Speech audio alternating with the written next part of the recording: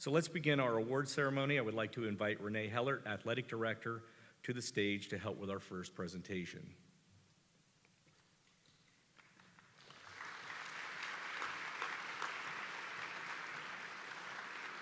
First, we have the Coaches of the Year Awards. The Coaches of the Year Awards were established in 1987 to recognize the top coaches of KU men's and women's NCAA athletic teams. Members of the KU Athletic Department staff vote upon the nominees to determine the recipients. Past Coach of the Year winners can be found on the screen behind me. Would past winners in attendance please stand at this time?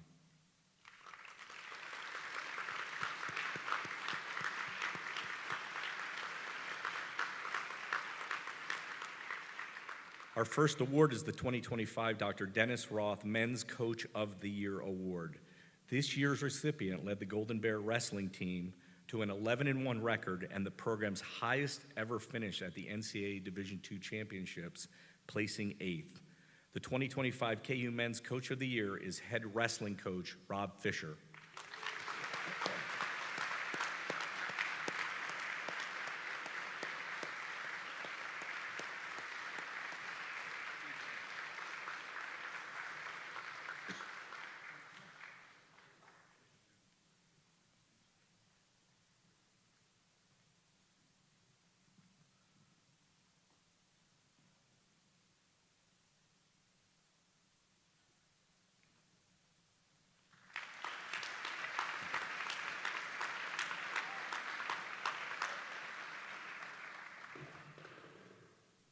The recipient of the 2025 Dr. Dorothy Moyer Women's Coach of the Year led the Golden Bear women's basketball team to a 22-12 record, the program's first ever Pennsylvania State Athletic Conference championship, and an appearance in the NCAA Division II tournament.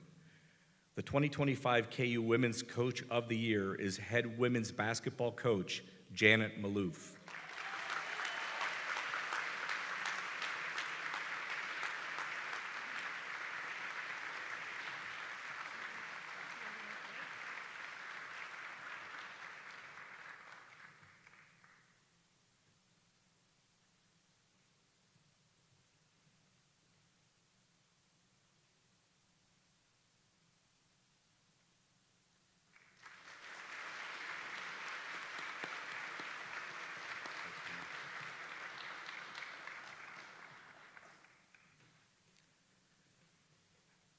Now please welcome Jesus Pena, Vice President for Equity and Compliance, to recognize our KU Employees of the Month and to present the 2025 KU Employee of the Year. Jesus.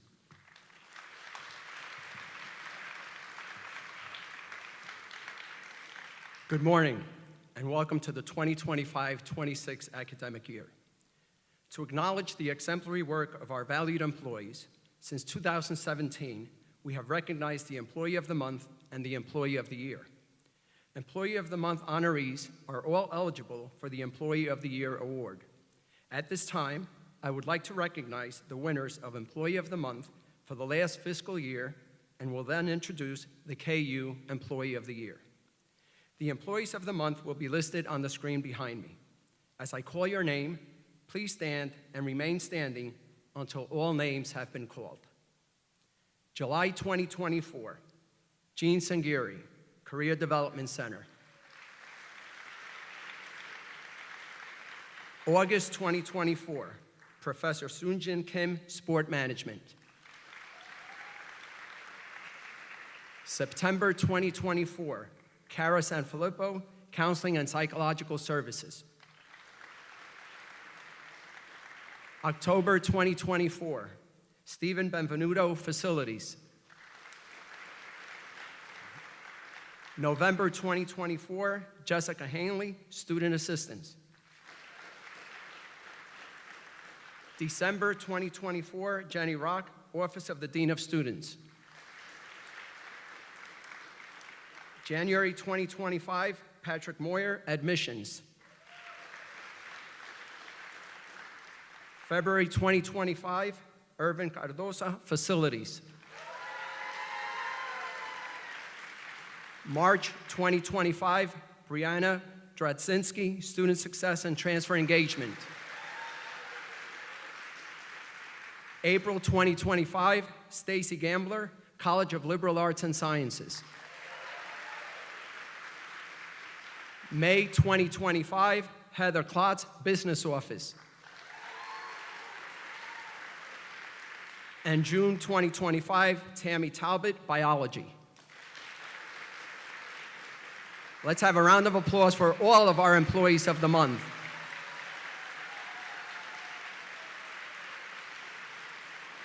You may be seated. And now, the 2024-2025 Kutztown University Employee of the Year is Heather Klotz.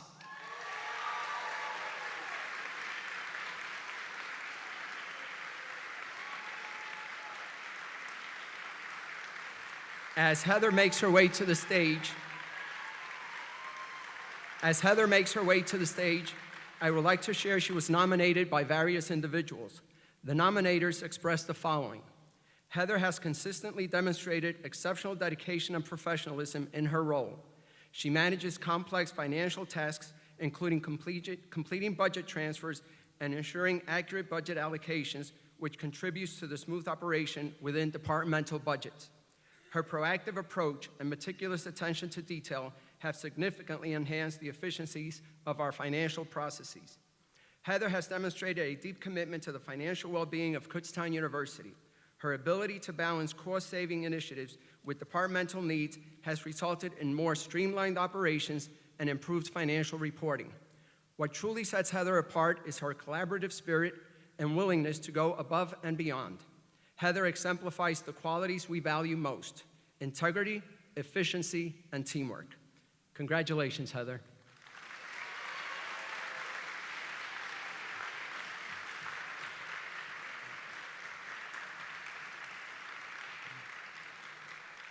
It is now my pleasure to introduce our Provost and Senior Vice President for Academic Affairs, Dr. Lauren Basden-Arnold, who will present the Schellenberg and Chambliss Awards. Thank you.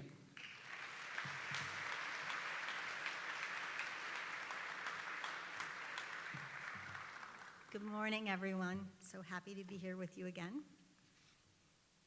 The John P. Schellenberg Award for Teaching and Learning. Oh, back a page. Nope, I'm right. All thrown off. Haven't had the coffee. The John P. Schellenberg Award for Teaching and Learning was established by Dr. Schellenberg, as well as faculty, alumni, and friends, to recognize an early career faculty member who's demonstrated outstanding work within the mission of the Center for Engaged Learning, or CEL. To be eligible for the Schellenberg Award, an individual must have been on the faculty full-time for at least 3, but not more than 7 years. The recipient is chosen based on the following 3 areas: pedagogy and curriculum innovation, learning technology innovation, and/or assessment or research on learning. Past Schellenberg Award winners can be found on the screen behind me. Would past winners in attendance please stand at this time?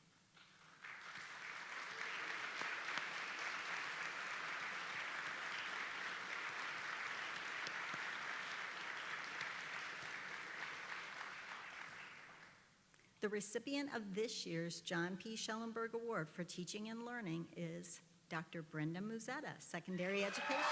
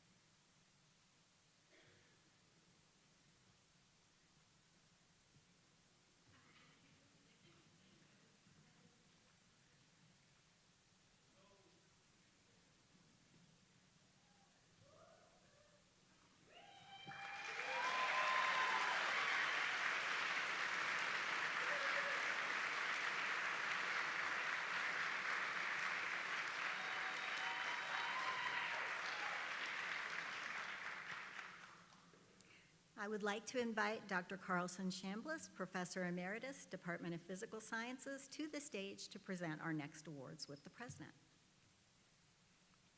The Chambliss Faculty Research Awards were inaugurated in 2004 through a gift from Dr. Carlson R. Chambliss. Dr. Chambliss has been extremely generous in creating honors to recognize the success of the KU family, including the best and brightest of our students. The Chambliss Faculty Award is meant to recognize the very highest achievement in research and scholarship and can be awarded only once in a person's career. The names of past Chambliss Award winners can be seen on the screen behind me. Would past winners in attendance please stand at this time?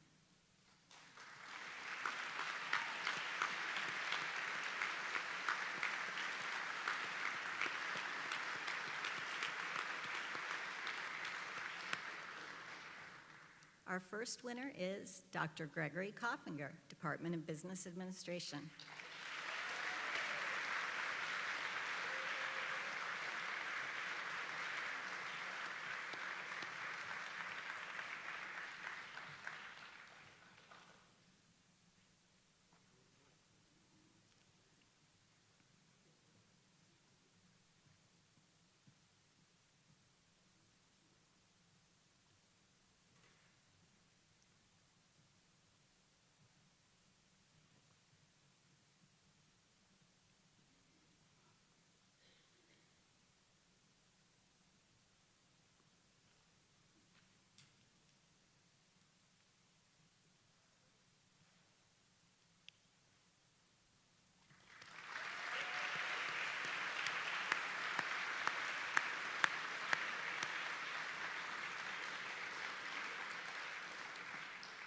Our second winner is Dr. Andrew Vogel, Department of English.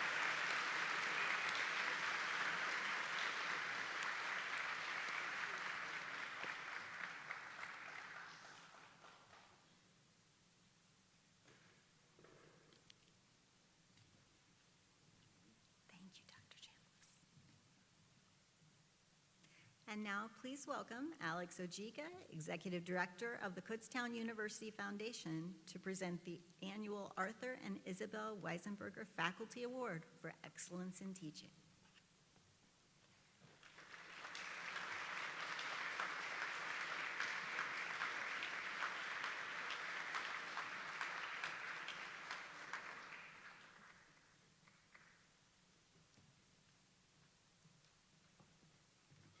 Good morning, and thank you, Lauren. Joining me on stage is our Director of Alumni Engagement, Kara Basil, that will be joining myself and Dr. Cavalier. For the past 3 decades on opening day, KU has recognized outstanding faculty through the presentation of the Arthur and Isabel Weisenberger Faculty Award for Excellence in Teaching, proudly sponsored by the Kutztown University Foundation. You will see the names of past award winners on the screen. Will all of you in attendance please stand and be recognized at this time?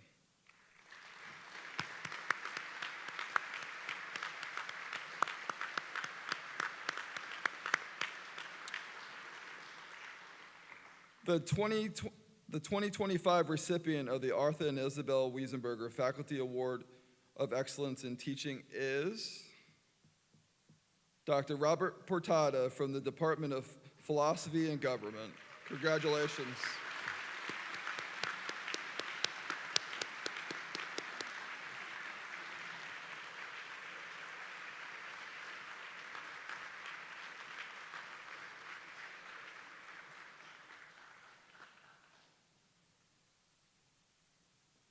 Thank you, Alex. Let's have a big final round of applause for all of this morning's award winners.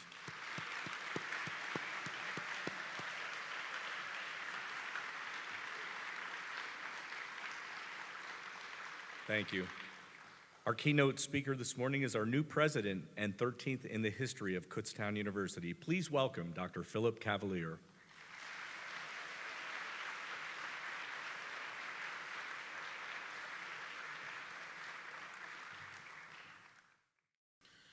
Well, good morning and welcome to the start of the 2025-26 academic year. I'm really glad to have had a chance to meet so many of you and to see so many, I can't see you now, by the way, but to see so many of you earlier when the lights were on in the office, and to take this moment to officially mark the beginning of the year. I want to thank the Council of Trustees who Matt introduced for being here and for your support as I've made this transition. Thank you all. Since early May, when I was named president, I've been eager to get to yesterday and today. Over the past 7 weeks, I've talked with many of you, with trustees, with alumni, and with friends of the institution. My sons and I have explored the restaurants in town and in the region. They love the Indian restaurant most, by the way. We've unpacked a lot of boxes. They're the ones that we can't figure out what to do with. They're left, but also enjoyed the beauty of this campus. I saw an excellent Grateful Dead cover band at Music Fest in Bethlehem in front of the steel stacks, which was tremendous, and Bob Dylan and Willie Nelson in Hershey, something I never thought I'd have a chance to see. And by the way, I'm pretty sure that everybody in the crowd watching that Dead cover band had an AARP card. Sadly. Anyway, it was a great summer, and I'm ready to get to know the faculty and our students. All of us in this auditorium are members of one academic community, one community. I've arranged this event to reflect that fact. You have noticed, of course, that no one is sitting on the stage. The primary focus of this opening convocation is to celebrate the accomplishments and commitment of the members of this community. Each presenter came up from the audience to facilitate his or her section of the program. This is an intentional and symbolic gesture that emphasizes that we are part of one community working together to help our students succeed. Now you can roll your eyes and say that only actions count, not symbolism, and I agree completely. My actions and those of every person in this room will determine whether we are one community far more than any symbolic act. But symbolic gestures do reflect what is important to us, and being one community with a shared unifying purpose is immensely important to me. This morning we've recognized the amazing work that you've all done over the past year to help many, many students persist and thrive, and we're doing this as one community. We're here for one reason, our students.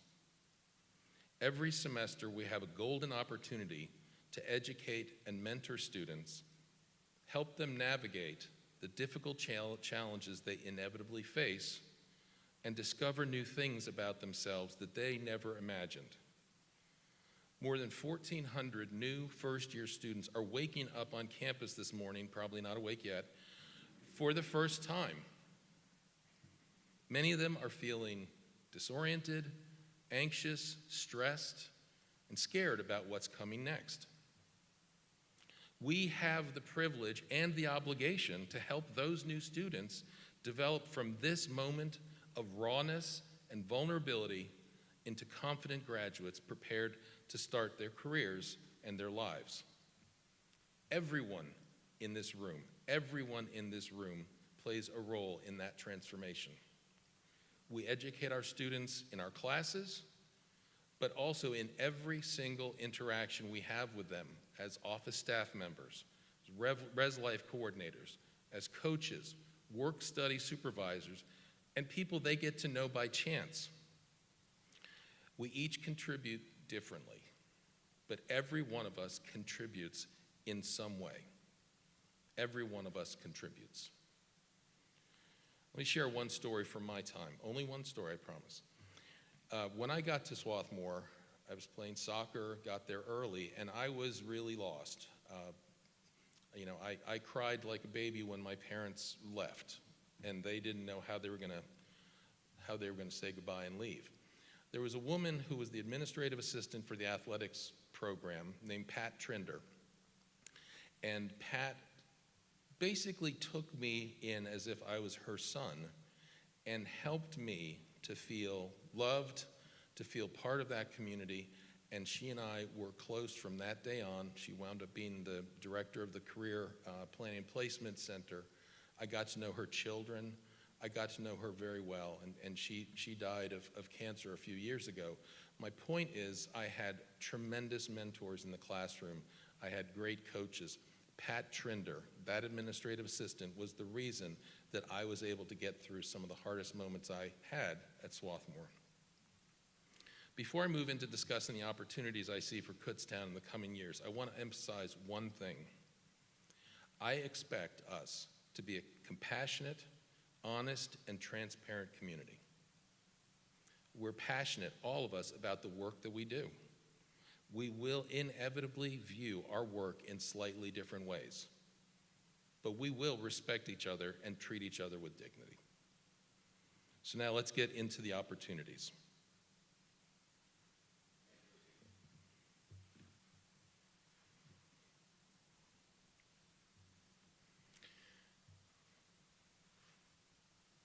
So academic excellence is, of course, at the center of what we need to be focused on. This year, it's exciting at this moment in time to say that we have 1,455 new first-time, first-year students.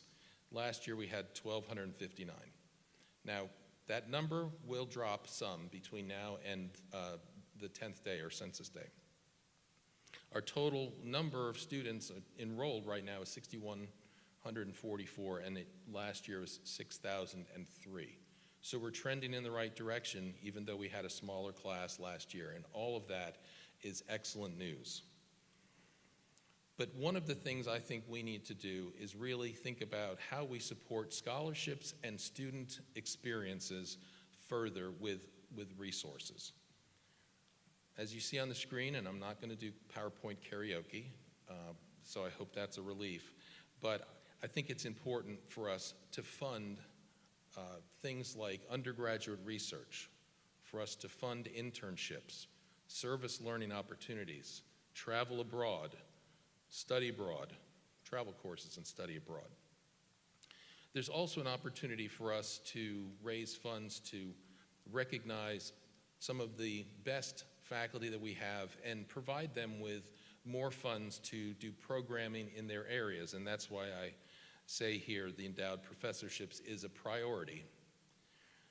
But I think the middle one is something that I really want us to focus on. We have an opportunity to name some of our colleges, and you may say, well, what does that matter? And that matters because the endowments that come from those naming opportunities provide us with opportunities to do a lot more with our students to enhance their experiences here. So that is a key piece of what I think we need to be working on over the next several years.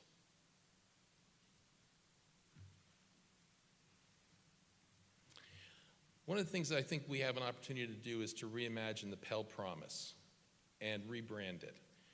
So the way I see this, and this will require some analysis of data and understand what the exposure is, but I think we need to be moving towards helping students whose families earn less than $60,000, for instance, with a last dollar scholarship so that they can come here tuition free. Now they'll have Pell and they'll have merit and other things, but I think that's a real opportunity to really double down on our access mission. We also have students who are place-bound or who are non-traditional students and can't get to campus. I think we need to be strategic about developing some online programs in key areas, not every program, where we can serve those students, potential students, who can't get here. for one reason or another. And I think we really need to continue working, especially in the current climate, we need to continue working to support the students who may feel like they are disenfranchised or that they don't belong. We need to make sure they know that they're here, they're included, and that we are supporting them and loving on them.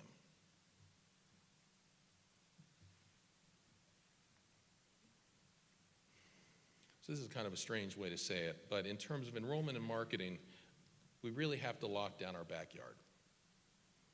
So we need to, every year we need to make sure that we are bringing in a large number of Berks and Lehigh County High School students or graduates.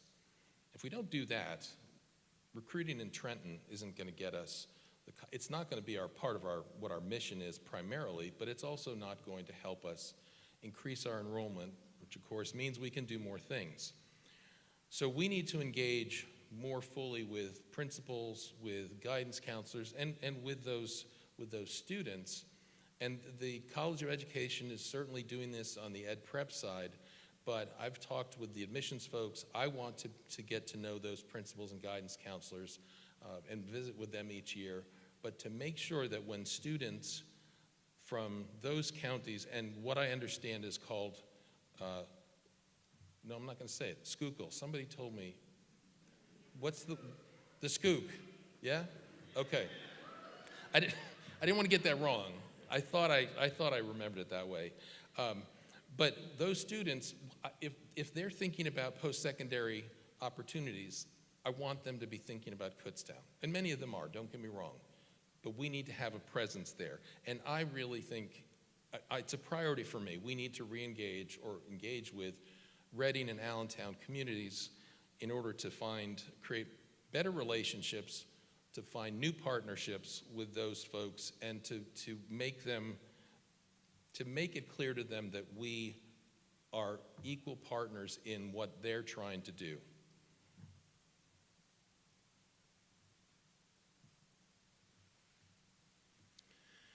Non-traditional students that's a very large population of folks in many cases who have some college, no degree.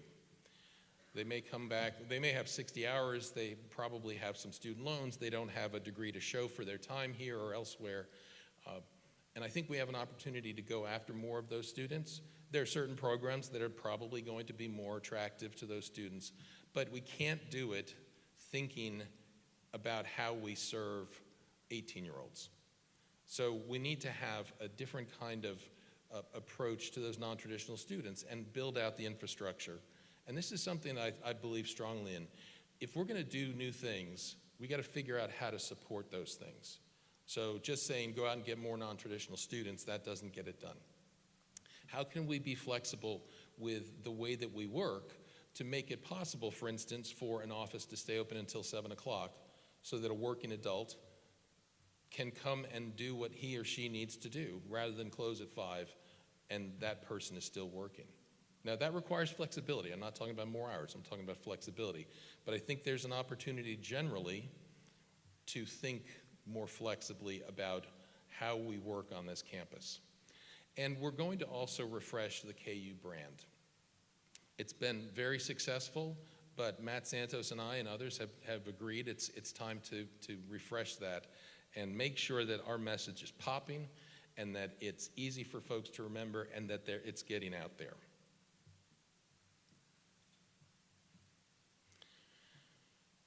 So this one may not seem as sexy, right? But it is, I mean, space utilization, I wake up and want to read about that, but it's so critical. We need to know what we need. And the only way to know what we need is to do a study that helps us identify classroom, academic needs, support needs, whatever the case may be, so that we can begin to plan for new projects, whatever they may be. But we don't want to do it by saying, you know, I've got a gut feeling that we probably need this. That's not the way to approach this. So we're going to get that process of that study going this year. Also, we need a campus master plan. I believe the last one that was completed was 2013. And again, if we're trying to figure out what we're going to do strategically over the next 10 years, we need to have some sense of how the community at this moment in time imagines what that might be, and we'll tweak it over time. But just waking up every day and saying, well, you know, I've got an idea for a new garden, why don't we do that? That's not what we want to do. So a new campus master plan, I think, is important. And as always, we've got deferred maintenance needs, and we need to continue working on those and prioritizing those that really need it immediately, and figure out how we can keep getting after that list.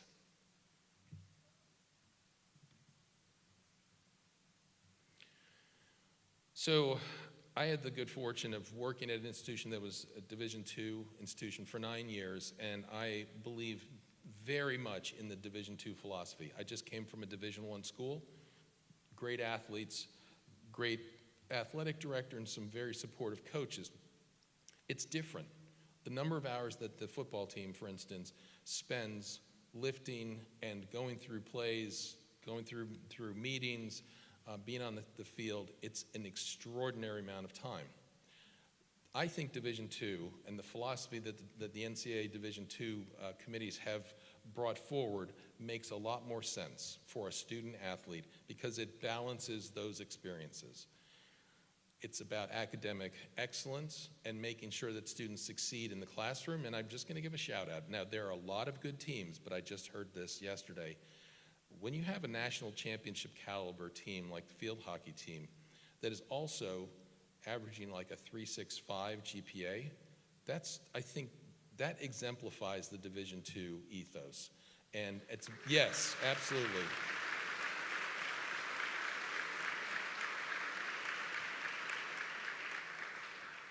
And at the first town hall, I will give shout outs to the other teams, but I just wanted to use that as an example of the kind of thing that should happen at a Division II institution. We're not a mini Division I.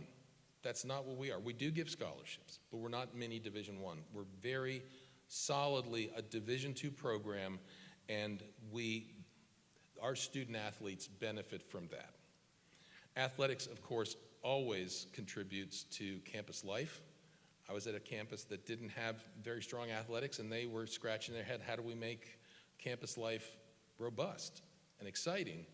Well, they didn't have athletics as a part of that, a catalyst for that.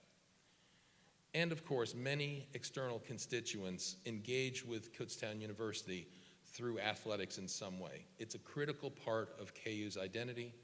The athletics programs have been extremely strong for many years, and I'm proud of that, having just gotten here. It's very impressive. But I think staying true to that Division II philosophy and saying we're going to live this out, we're going to exemplify this and be a leader in Division II, that's my goal. In terms of advancement, I'm going to start from the bottom of this slide. Alex and his team and I and the cabinet and the trustees and others have been talking about starting another comprehensive campaign.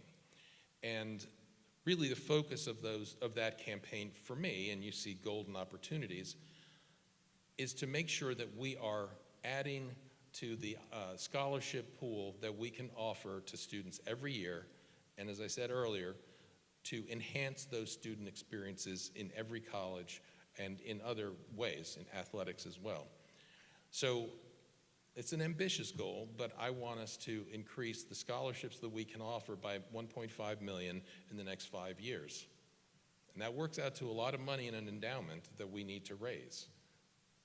But that's the kind of work we need to be doing, and that benefits very directly, very concretely all of us, because it helps us be more competitive for the best students and for the kinds of students who should be here. And also, I want, Alex and I have talked about this.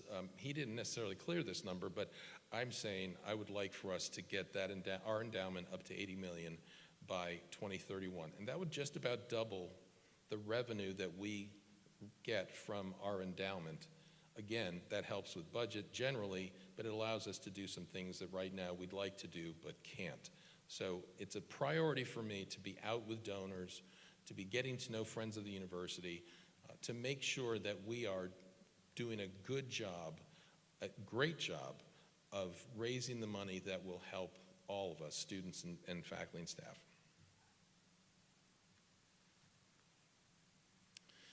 So I heard something about this when I was interviewing, and I've heard sense from many of you that there's an opportunity to increase the communication and its effectiveness.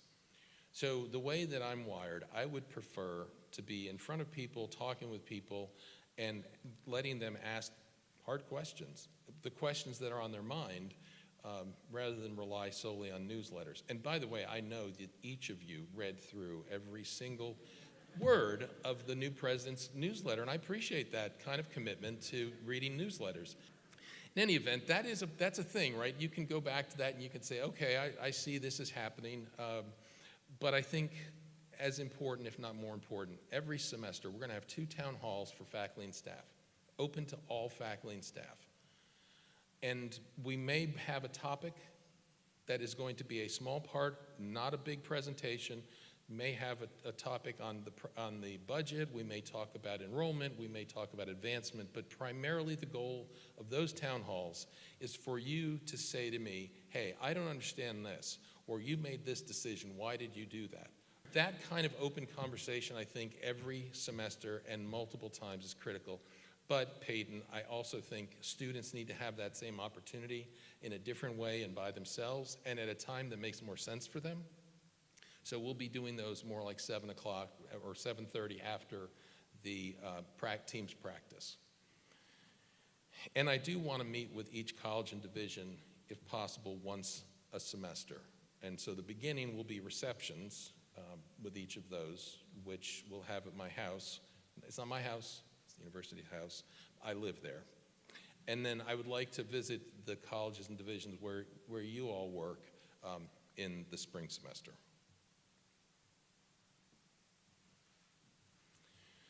Finally, I think we have some opportunities. We have some advisory boards that are working well already. I'd like to expand the number that we have and continue to draw on the expertise from alums, from community leaders, business leaders, from city and county officials and our legislators to make sure that our programs are doing the kinds of things that they think within the discipline they should be doing. Do not misunderstand what I'm saying. I'm not saying, let's bring in people. They'll say every student has to take these 5 courses and we change the curriculum. That's not what I'm saying. But I do think it's valuable to hear people say, hey, you know, it'd be really helpful if students had this kind of experience during the summer, or it'd be really great if during the semester they were able to visit this place, that kind of thing. I think we have an opportunity, as I said, with Allentown and Reading and beyond, to expand internship opportunities, internship programs with all kinds of different stakeholders. One of the challenges that often faces students when they pursue internships over the summer is that they can't afford to not have a job.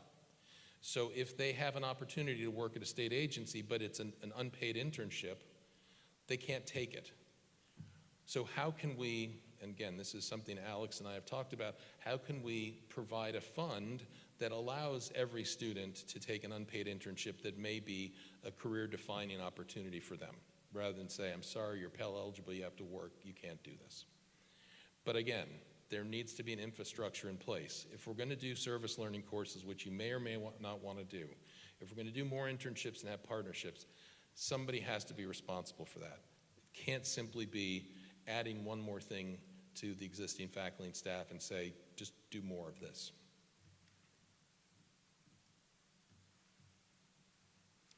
So this is not an exhaustive list. And over the next 6 months, I know that many of you will provide insights to me that will reveal more opportunities, and I hope you will feel comfortable over time doing that. So here's what I see based on the conversations that I've had. Kutztown is positioned to be the premier university in Pashy. Let me just say that again, because I absolutely believe this. Kutztown is positioned to be the premier university in Pashy.